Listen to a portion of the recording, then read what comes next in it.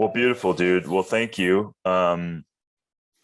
for letting me talk to you and interview you this time. I'm so fascinated with, I think if I were to have another lifetime, I would love to explore more of what you have dedicated your life to. I'm honored, number one, to talk to you and get to know you even more, but also just giving you that backstory of how curious I am about you and your career, Yeah, and cool. and allow and also we can talk about athletes and talk about performance and flow states and all of that stuff, but also that bridge between the people listening and how you've been now dedicating all of that, well, not all of it, but a lot of that work to translating the skills, the psychology, the physiology, the nutrition to set up people to have greatness in their Yeah. life.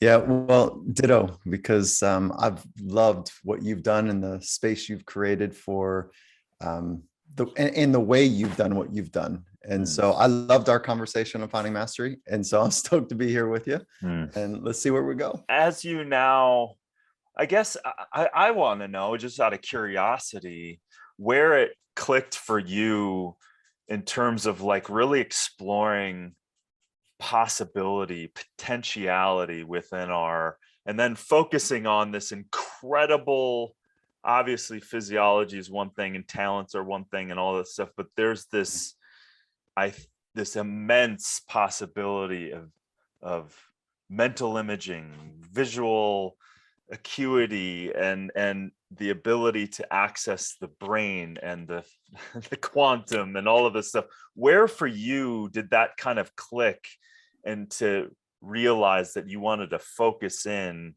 on this state of achievement in this Yeah. way? So I was, it'll sound corny for a minute, but I'll make it as fast as possible just to give some context here. Is that I grew up, my first sport that I loved was surfing.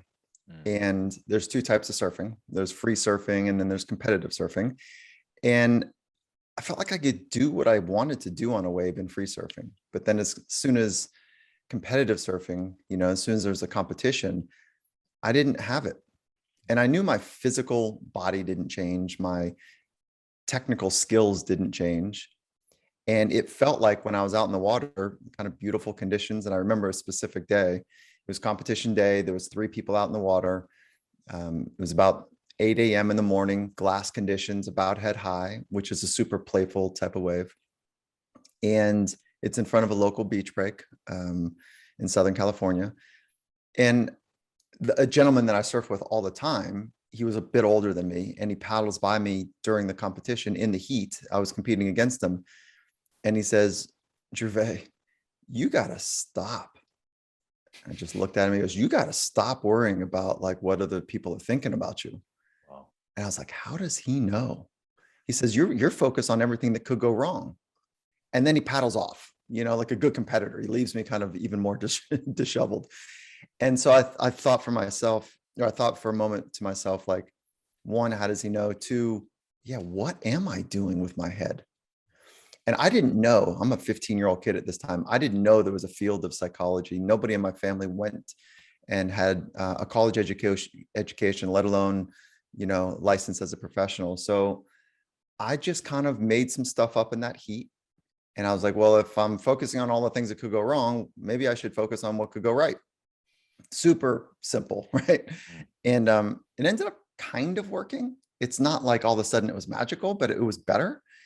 And it led me down this path from that point on at the age of 15 to say, what is this thing? And it's complicated. The mind is complicated. And so it led me down a path professionally to get a undergrad in psychology, master's degree in sports science, a PhD in psychology with a specialization in sport and high performance, and then licensed as a psychologist. And then fortunate enough to work from there for the last 20 some years with people that are hard charging, changing the rhythm of the world based on their extreme talents. And so that's where I've been. That's how it started. Yeah, that's beautiful. And again, like that, those moments in life, the challenges present opportunity. And it's cool that even in that moment, you were like the comment of like, how the hell did this guy just peg me, Yeah, not peg. knowing me, right? Huh. And then your ability to go whoa and shift your attention, right? That because it's like it's so easy, especially today, right? Literally today with all of the changing world. Like I myself fall into that. My attention is over here because I've been sucking down this information and now it's affecting my day, right? So life has got so much distraction. People ask you every day, all day. I'm sure people ask me every day, all day of how do I have the best life ever? I mean, that's how do I achieve? How do I find purpose? How do I align with passion? How do I align my life with the life of a legacy that I want to create for my children, for the career that I want? Obviously, that is the holy grail of fulfillment.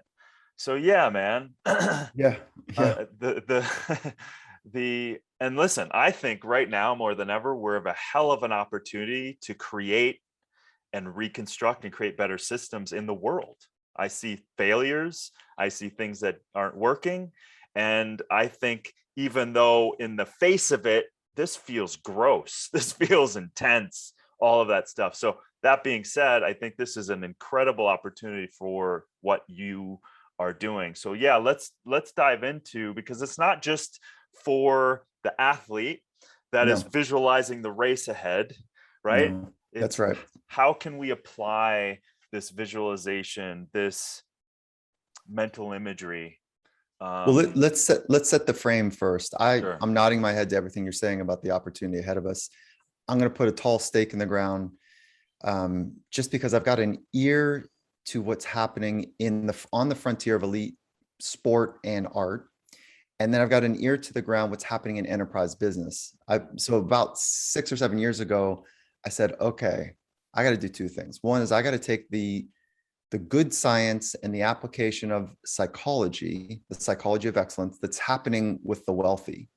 And I need to translate that in a way that the rest of us can understand, and people that wouldn't have access to if they're not Olympians or professional athletes or, on tour filling stadiums or CEOs of huge enterprise companies. So the ear to the ground is leading me to this statement. And then I want to oversimplify this beautiful science of psychology for a minute and then drill down into imagery. So the stake in the ground is that this is the decade of the mind. And the reason I'm bullish on this idea is because if you follow the trend of elite sport over the last, let's call it 60 years. 60 years ago, the head coach did everything. They were the chef, they were the technical coach, physical coach, psychologist. They were everything. And then strength and conditioning became a bit sophisticated. So the avant-garde coaches were like, hey, let's get our guys bigger, faster, stronger. So that worked. Okay. So they're still in play now. And then they're getting bigger, faster, stronger. And then what came in? Well, we need some better medical. We need some ATCs, PT, Chiro. So we got some medical support in there. Okay. That's still happening. Then the progressive coaches, call it like 30 years ago, are like, hey, let's get some nutrition rolling. So there you are, right? Like, let's get some nutrition. So they're gassed up, they're fueled up better, they're stronger, faster, everything. Their bodies are more attuned. About probably 15 years ago, the avant-garde coaches were like, hey, how about this thing of psychology? Let's see if we can get an advantage there. So now it's happening. You just listened to the Olympics and you saw what was happening there. World-class athletes are saying the mind really matters. And to your point earlier, it's always been that way. But the science of psychology is invisible, and it's complicated because of that. And our mind is our greatest asset. Our brain, which is different than our mind, if we just pull them apart for a moment, which is not totally fair. But if we pull them apart for the conversation, our brain is the tissue that sits in our skull. Our mind is the software that is kind of running that tissue. And it's a kind of, they work together in harmony, hopefully. And we can train that software. We can also train the brain. And I'm invested in the psychology of training the software. And if we're going to make this science simple, there's the self-discovery processes, and then there's the psychological skills that you can train, just like you train sets and reps in anything that you want to get better at. So imagery is one of those skills, one of the many skills in psychology. And it is not more complicated than having a disciplined approach to seeing the most beautiful movie that you're starring in, working in a way that you'd like to understand better. So that doesn't mean it's always excellent and like, you know, all the images that you would want it to be. Sometimes we need to purposely create images of us being in a compromised situation, us trying to figure out from, you know, being on our backs or being backed up, you know, playing those scenes out as well. And the most obvious question for folks is like, well, is there a right and is there a wrong way to do it? How long do I do it? How often do I do it? And, you know, that's part of the science and the art merging. But I will tell you that when you really care about something, Dan, and it's really important to you, you think about it. And if you want to use the science of psychology, you take that thinking and put it into a movie, images of things playing out, of where you want to get better at it. There's one of the fastest men alive, an athlete that I spent some time with a bit ago. He says, Mike, my wife thinks I have a problem. We're talking about mental imagery. And I go, why? He goes, because I do imagery in the shower. It's like it does. And she thinks that I'm doing something else in there that she's not invited in. You know, like it's all fun and games here. And so, but the point is he is consumed with seeing himself figuring out difficult things in his chosen craft. You can use this for parenting, for business, preparing yourself for a business meeting, for being on stage, for whatever you might be doing. And so that's it. That's one of the many, many skills that the science is pretty clear about. Yeah, that's pretty amazing. And I've played with this a few times. It's been kind of interesting when I've known that I'm going to go into a meeting and I have some desire around it without a doubt. Mm-hmm. And I kind of go and I attune to whatever that person, maybe I haven't met them, but I at least kind of go in with the visualization that I'm meeting them, I'm connecting with them, and we're getting along, and I see it, I feel it. Mm-hmm. And dude, 99% of the time. Now, of course, this is N of 1. I don't have another, study if it isn't going well, if I didn't do that. But Yeah. it feels when I show up that there's a flow. It feels like I've already met them. And so there's a synergy that inevitably is there. And because I'm now almost re-experiencing the sensation that I've already kind of visualized. Is that similar to what you're saying? That is it. Yeah. And then, so I'm going to say something, I'm going to deviate just a bit from science here, but it's an axiom that is hard to prove and unprove. Mm-hmm. But it's a principle, which makes it a difficult statement for me to introduce from a science standpoint. But the principle is really interesting. And so the principle is that our brain has a hard time of just differentiating what's real and what's imagined. Now, we can't prove that statement, but I do know when I see something and I can feel it, that feeling is very familiar to me than when it actually happened in the past or when it might happen in the future. So that's what you're trying to tap into when you do mental imagery, is to create such vivid like images that it feels as if you're actually experiencing it. And then what ends up happening is that neurons and parts of our brain and body that fire together, wire together. You've heard that statement over and over again. And so what you're doing in return is you're getting certain parts of your body and your brain and your emotional center, once you do some imagery, to wire together by firing together. And then when you actually are presented the opportunity, when you're meeting the woman or the man that you're meeting with, that's like, oh, I can settle in a little bit because this seems so familiar.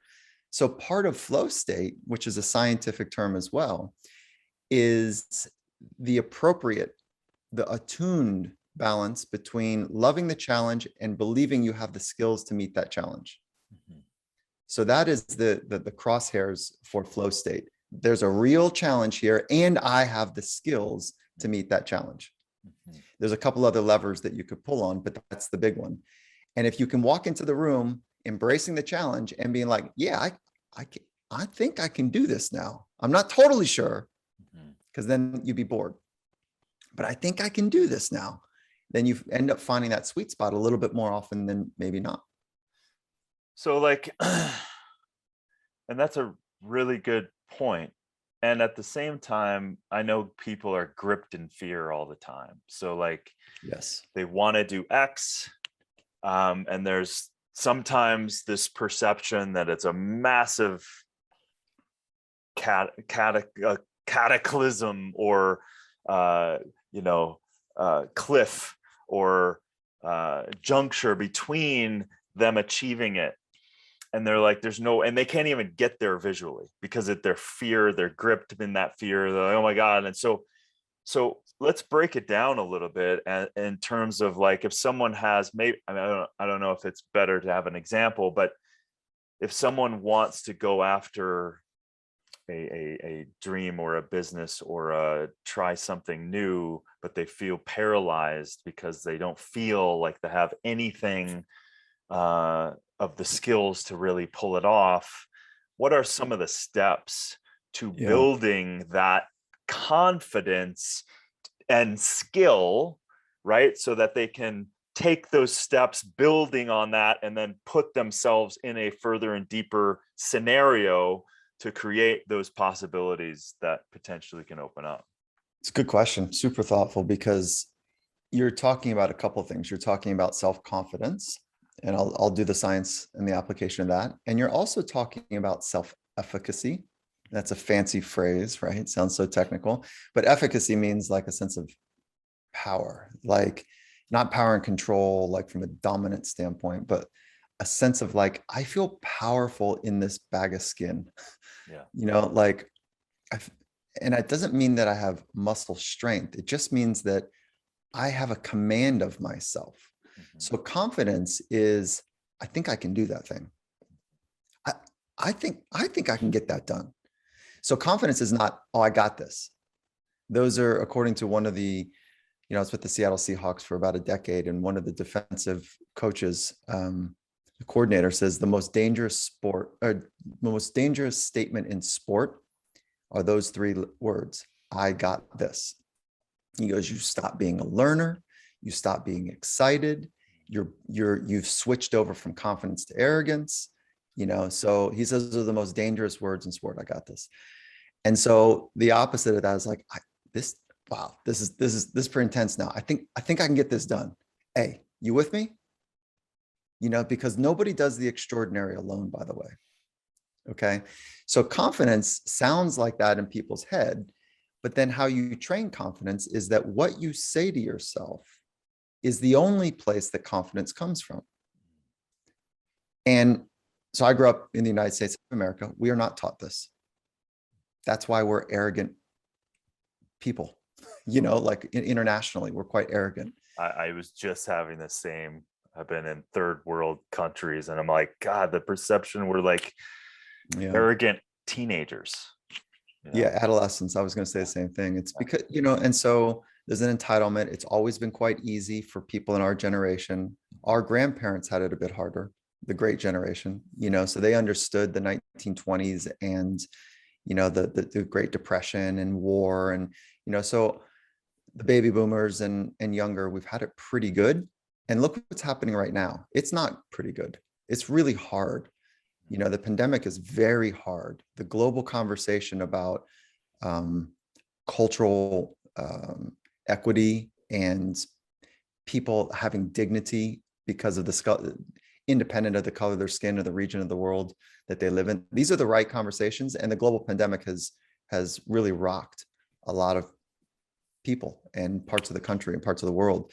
So we're starting to get a taste of it, and the world is split. We're splitting open right now about vaccine, no vaccine, mask, no mask, So I don't know where you sit on that, but that could be a fun conversation for the two of us to have. But um, Indeed. yeah, but all of that being said is confidence comes from what you say to yourself, and it has to be credible, which means you have to earn it. And so the idea fake it till you make it does not work. I would not trust anything fake on the frontier. I bet you would say the same.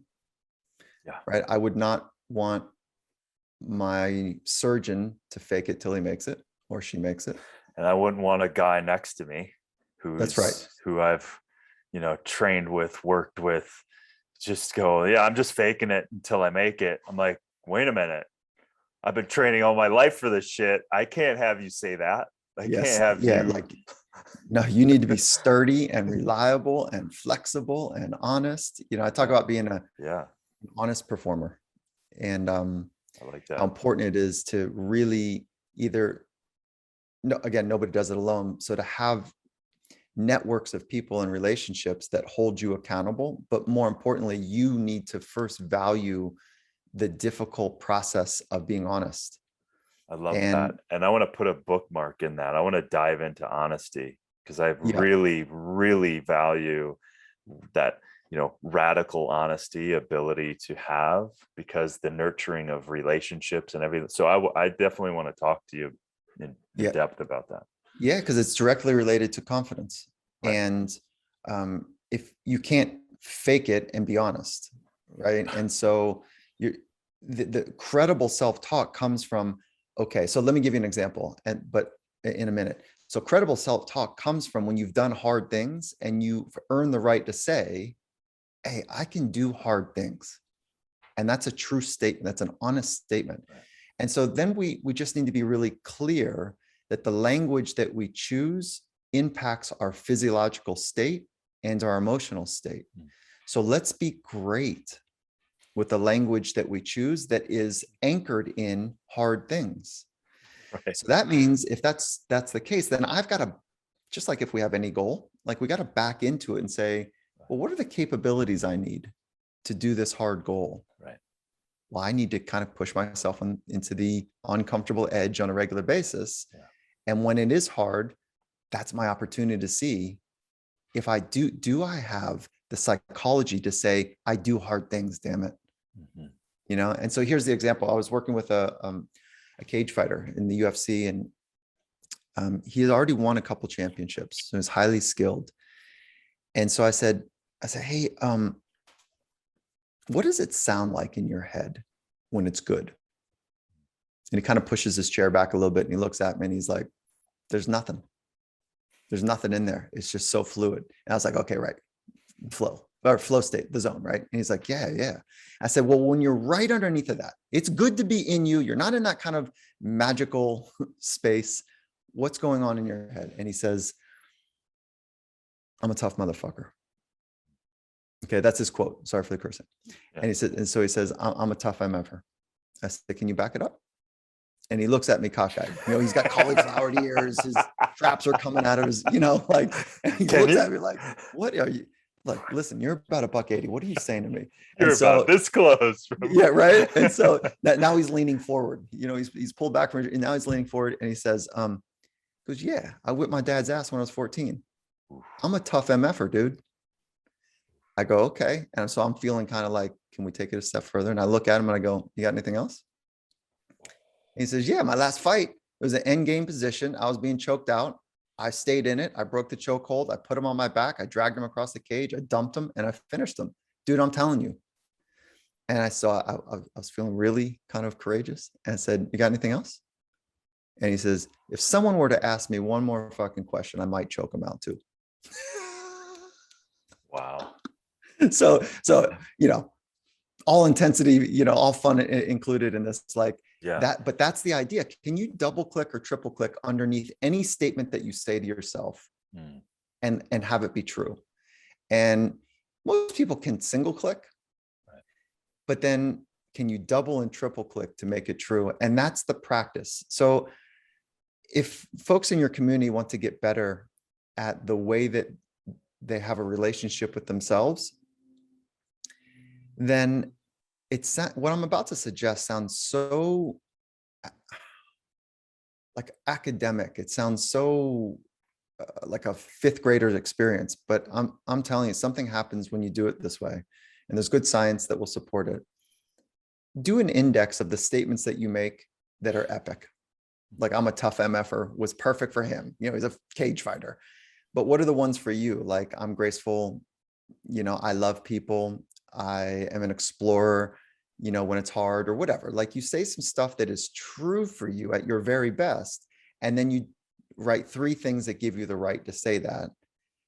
And then you need to practice that so it becomes very familiar and very automatic. And that is the practice of confidence. That's one of the practices of confidence.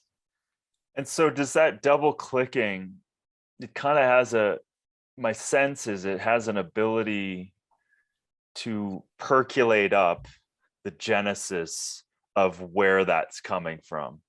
Exactly. And do you find that is also, you see compensatory actions that where maybe that is, you know, made up for a lack over here or an abuse that happened, not to go too far down that, but you know, when someone maybe other than him says, you know, puffs his chest to go, I'm a strong motherfucker, you double click a couple times, next thing you know, the guy he has zero confidence, he was crushed by his father, he's just built up this facade and maybe is, you know, worked his ass off and done steroid, whatever the story is. Yeah, that's it. Yeah. Yeah. So do you find that is, because obviously you're working with top level people and they have a high level of confidence. So unpack that a little bit, because maybe when people are double clicking, they are getting hit with like, whoa, my, you know, this is really, is it real confidence, or is this I'm making up for a lack that I've been Yes. dealing with? I love this, because this is where skills and self-discovery, those 2 basic frameworks we talked about earlier, start to work together. Yeah. Or maybe not if you don't really do the investigation here. And so let's start at the top, which is, you know, the half of 1%ers, those really rare frontier pushing individuals. And I would even be sloppy to say something like the top, let's say 3 to 5% would probably fall in this category, is that there's something that they're working from that is usually not very healthy. I mean, you know, like, yeah. And so I'll tell you another interesting story to kind of summarize the dark side of being the best. It doesn't have to be this way. And so, but we didn't understand the intersection between high performance / potential and wellness. We didn't understand it well enough from a historical standpoint. We are understanding it now. And it's the intersection that I love. I feel like I've got sometimes like 2 semi trucks pulling in opposite directions. And it's the intersection I love being at, because it is completely possible to be your very best, potentially the best, but your very best, and have a sense of deep wellness. That is possible.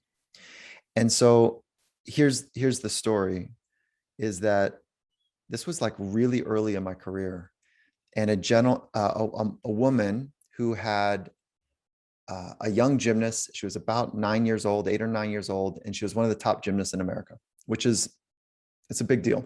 You know, America's internationally very skilled at gymnastics. And she comes in and she says, you know, my daughter's having a hard time. The 3 of us sit down, we have a nice conversation, brilliant, beautiful, spirited, you know, 8 or 9-year-old girl. And after about 15 minutes, I said, hey, honey, can you go out in the next room and just, you know, can you draw me a quick little picture? I just needed some time with mom, because it was obvious this kid has OCD. I mean, as clear as can be. So I said, hey, mom, this is pretty simple actually. And I'm really excited because your daughter, you know, it's very clear. I'd like to do some more testing, but she's got OCD, obsessive compulsive disorder. And mom goes, oh, whoa, okay. And I said, so here's the thing though, is that we can work from good science and help with OCD, but she might not work as hard as she is now, because part of her training is actually OCD. And so if we take away the OCD, the volume and intensity of her training goes down by like 60%. And so she's now going to train at the same volume as every normal 9-year-old. And mom goes, oh, goodness, thank you so much. And she's packing up her bag. Wow. And I said, well, wait. I want to spend a little bit more time. And she's like, no, I think we're okay. Wow. So listen, that kid, I don't know what happened, but that is a heartbreaking story of the family dynamics that are often at play. Something like that. To your point about the dad that says to the tough guy, like, don't be a weak whatever, Right. you know, and like embarrasses him until he finally says to himself at some point, I'll never show weakness. Right. Well, let's talk about you at 35. Yeah. So Yeah. so there's a healthy way to deal, because you know more than ever, more than anyone, that when life presents struggle, challenges, pain, Mhm. you can be a victim to that, or that could be a hell of an opportunity, and or something in between, right? And so as there's a sense of, like, it pops in my head as resiliency, right? So like the skill of being hit with another challenge, that's life. And then developing that skill of overcoming and seeing what you're either going to see that this is happening to me and I'm being affected by it and it's drawing me down, or I am understanding it as it presents this opportunity and I'm extracting, like a good tea with the hot liquid, I'm extracting the compounds that are ultimately benefiting me. And I think for me over the years, because I don't think my life was, I wasn't lacking love from my parents. I was definitely challenged as a kid, and I developed a work ethic that when presented with challenges, I'm not going to hang out long in like, woe is me. I'm going to find the reason and the ability to click over and to use it to my benefit. And I see, so number one, I'm assuming that can be developed, Oh yeah. right? Yeah. You know what, Dan, you're talking about is a couple of things that are really deep actually. And then I'll get back to the surface of things. But the deep part of change is, it's a really deep question. Like, what is changing? And I would go so far to say that the part of you that was 3, and I don't know how old you are, let's say 33, you're probably more like 43 or 53. I'm 50, yeah. Yeah, there you go. I have no idea. Yeah, obviously you look great. It's your life, you know, that you've taken care of yourself. Oh, thanks. So do you. And so, so what are we changing? Because the part of you that was always part of you is quite eternal, and we don't know. Okay, so then we fold in a belief system about what the inner life is really about from a spiritual standpoint. Yeah. You know, afterlife, there's 11 world religions that are trying to sort out what the afterlife is and what the right code of conduct is while we're here. But when you really get deep through a meditative process, you go, okay, what am I changing? Because that core part of me it's the same. Oh, Boom, totally. right? Yeah. And then so then what I'm changing are like things kind of external to me. And here's an easy example, is like you take a block of gold and then you melt it and form it into a spoon, let's say, or whatever, golden spoon. Okay.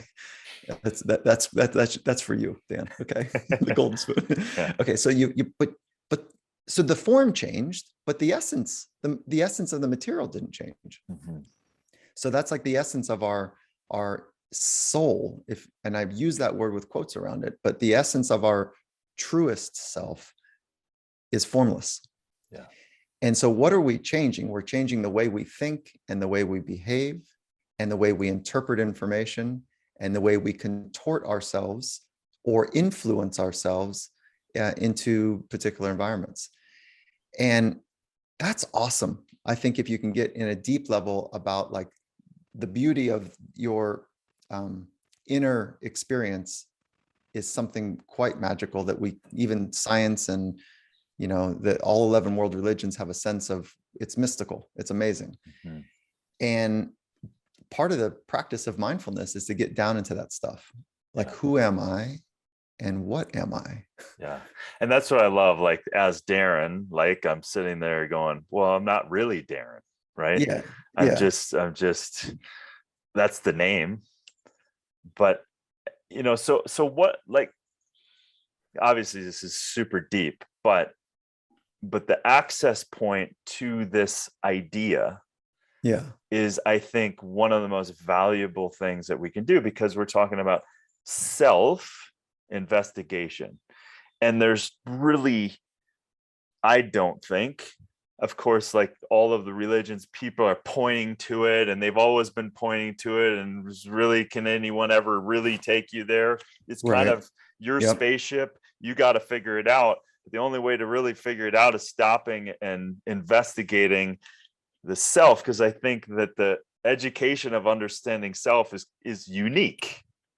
Totally unique to you. Yeah. And this is where, like, you can, like you said, Darin, you can adopt some lessons from somebody else, but then it's not quite pure. It's not quite honest unless you really deeply understand. This is like, I don't know, like the Catholic Church was speaking in Latin for so long. Like, so I didn't speak Latin. So what am I really doing here? Right. And so that we don't need to go down that kind of path there. But my point is that I want to bring it back to is like to being an honest human means investigate, your spaceship. How does your spaceship work, to mix metaphors here? And then the other idea that you were eloquently describing was about resilience. And I'm actually more interested in agility than resilience. So resilience is being able to bounce back or bounce forward from a hard time. Withstand or whatever. Yeah. Yeah. Yeah. Yeah. And I love the concept of agility. So psychological agility, physical agility is like you can put your foot in the ground, pivot and adjust, and keep moving forward. Mhm. And psychological agility is the same thing. When there's something difficult, to your point, like extracting from the challenge, I want to metaphorically put my foot in the ground. And psychologically, what that means is I want to be fully present with the challenge.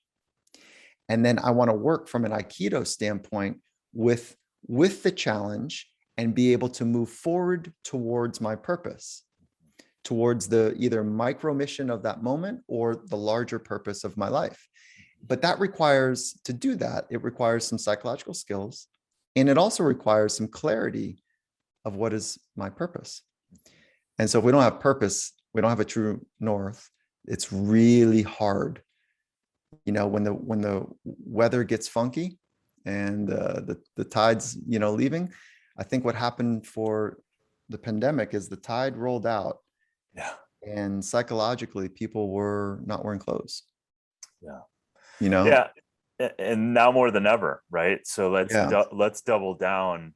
And one could argue we're given this space we've never been given in all of humanity. And we're also being, at the same time, because we've had a stopping of a safety net, or at least an understanding of reality that we've had for as long as we've been alive, and that level of comfort no longer is stable. And so, my God, if you don't have any practice of investigating yourself, your own agility, you didn't have hardly any agility, or people feel like, and I can't imagine the mental health issues that are happening as a result of all of these things that are going on. So, Darin, yeah. I don't know how, and I say this with the deepest like humility and compassion for the, I don't know, 25 years ago when my mentor tapped me on the shoulders, like, hey, you need to sit down and meditate, dude. And so I say this, like, I don't know what I would have done this last year if I didn't have a practice of being honest and exploring and enjoying how hard that exploring is, so that I can be more present with people and more present when I'm not sitting down on the pillow, so to speak. And so I have incredible compassion for like how hard this has been for people. And I'll say, like, if your community is strong, and if there's folks that are like skeptics, they're a bit fidgety, they're a little like, I don't know about this mumbo jumbo kind of meditation stuff. I see me in that narrative. And I'm so stoked that I had somebody that kicked my ass a little bit when I was a bit younger, to said, hey, you want to figure some stuff out, because you're not going to figure it out the way you're doing it. Right. And there's an old saying in sport, which I know you're familiar with, is what got you here is not going to get you there. Yeah. Yeah. So what are you going to let go of? You know? Exactly. It's the letting go, or the stripped, or it's been stripped away. And you have to acknowledge that it has, in order to go, we need to develop new tools for a new world, and or we need to develop new tools for the world that we want to create as a result of the shaky world that's being shaken. Like, so I think the opportunity here is, for me, and I'll just say this, the way I'm getting through this, I'm is getting hit just like everyone else. I'm trying to stay informed, but if I stay too informed with all the crazy news, then I'm sucked down this world too. And at the same time, like, going, listen, I have awareness. I practice every day without fail since a junior in college at 4 a.m. Like that is unshakable, right? Right. So that said, I'm always doing that, but those things are still, I'm being shaken without a doubt. And so for me, I go back to, like, one of my skills is to being able to create, is to visualize, see it, feel it, and now I'm going after it with my blue collar Minnesota work ethic, athletic kind of mentality. And I'm like, cool, who's going to play with me? Who's my teammates? Who's going to kick some ass? Nobody does it alone. How about it? Like, exactly. Darin, what sport did you play? I played college football. That's what I thought. And career-ending injury. So it was tough. Like, I beat out, I was a fullback. I was 200-pound fullback, which is like 40 pounds under.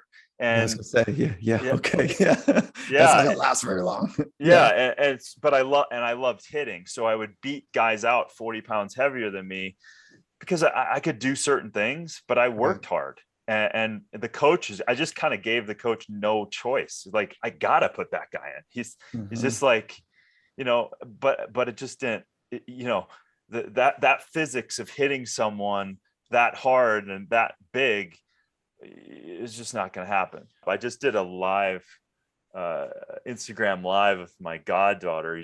She does some work with me, and we're talking about habits, right? And so she was like, I'm having a trouble and getting into it's funny, everyone knows what to do. It's just that jumping into the action to create the new habits. What are your thoughts on that? Because that's a $1 trillion I think you're right. I think you're right on it with, like, the power of habits is really, really, it's actually quite simple.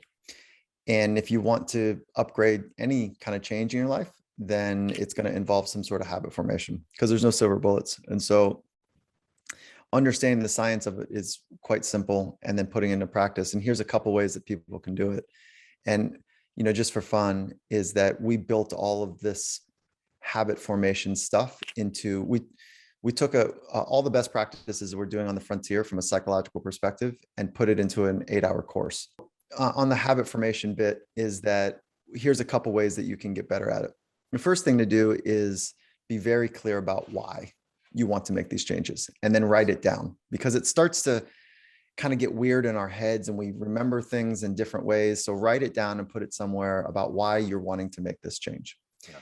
And if you can frame it in a way that is positive, meaning that I don't want to look sloppy in my clothes, is negative. I want to feel healthy. I want to lift my kids into the car. I want to, be able to whatever, it's what you want to do, not what you don't want to do. Yes. And then put that somewhere where it's a reminder, and it has to be meaningful to you. And so it's a nice little kind of external cue that I'm doing this thing because of that. And so it's a moment to be honest again. And then when you get, let's say that the thing you want to do is run more often. You want to get in shape, and you're going to use running as your thing. So when you take your shoes and you put them by the door the night before, so this is like planning. There's a planning part to this. Now here's part of the neurobiology of habit formation. You're just putting your shoes out. Celebrate like a wild person. Look at me, I'm putting my shoes out. I'm going to kick ass tomorrow. That's right. 6 a.m. Here we go. 8 a.m. I'm getting my stuff done. And so you got to celebrate. You got to put on some music even. Yeah, here we go. Shoes. Look at these shoes. Look at these shoes. Yeah, so this is the night before still, right? And like my wife is so funny. She'll look at me like, oh, there he goes again, trying to get a new habit going, like whatever it might be. And so singing over here. Yeah. Yeah, because then you're putting some good kind of vibes together with the thing that you want to do, and it's going to carry momentum when it's harder. Yeah. And so that is a simple little bit to do. And then if you're writing things down to keep track, that helps as well. And so, there's more science to it, triggers and rewards and how to manipulate all those, but that's just a fun one. When you actually do anything that's getting you closer, celebrate. Yeah. That's a really good thing. Easy for everyone to literally, you have a habit right now. Everyone's thinking of one. I really want to do this. Let's do that. Everyone set yourself up, celebrate, sing, enjoy, and then get that new habit launched. So that's another one. So, all right. Well, dude, I want to have you on again. We can go down so many freaking rabbit holes. I want to do something with you too, by the way. I'm just going to put that out there. I want you and I to do something in the world together. So where can people? I'm with you. It's too fun to hang with you. So, and I appreciate how you move through the world. Like, I really love it. So I'd be honored to do something with you. Well, thank you, man. Yeah. We'll figure it out. We'll let it pop in. So how can people follow you, find you, websites, IGs, all of that stuff? Okay. Yeah. So the best hub is findingmastery.net. Yep. And it's the name of our podcast, Finding Mastery. And on the website, you can get a feel for just about everything. And then I'm enjoying social media, LinkedIn, as well as Instagram. It's at Michael Gervais, and it's spelled Gervais. So you can find just about everything at findingmastery.net. The other company that you were in reference to was competetocreate.net. And but you can find everything else. You can find everything on findingmastery.net. Yeah, right on. Brother, appreciate you. Such a pleasure, man. Yeah, cool. Very cool. Keep kicking ass. Yeah, you too, man. And I can't wait until next time.